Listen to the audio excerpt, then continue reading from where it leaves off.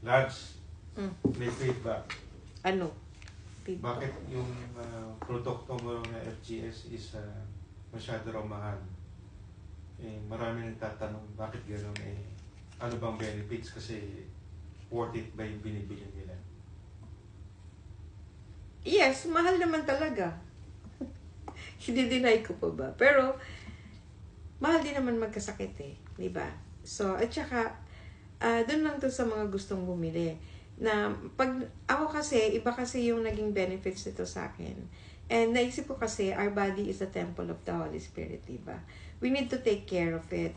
So, parang hirap kasi akong mag-diet ng on my own. Parang ito yung naging effective sa akin na nag-lose ako ng weight, naging maganda yung skin ko, tapos yung energy na nakukuha ko dito. So, parang nakakatipid lang din ako, loves. Kasi parang, could you imagine, hindi ka na nagbe-breakfast, tapos, bihira na rin akong kumain ng lunch. Alam mo yun, na tapos ang ganda ng health ko, wala. Isip ko lang na talagang mahal nga ito, pero kung tutuusin mo, mas makakatipid ka nga eh. Kasi parang ang dami mong hindi ka bibili ng gamot, tapos hindi ka na bibili ng mga food, di ba? Hindi ka na magko-coffee sa Starbucks, di ba?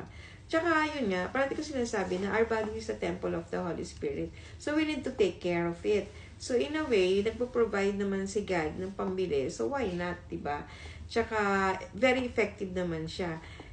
And kung i-compare mo siya sa ibang supplements, hindi siya ganun ka-effective. So parang nag-waste ka lang din ng time. Ito, 2 weeks lang, marami ka ng labs 2 weeks lang makikita mo na yung effect.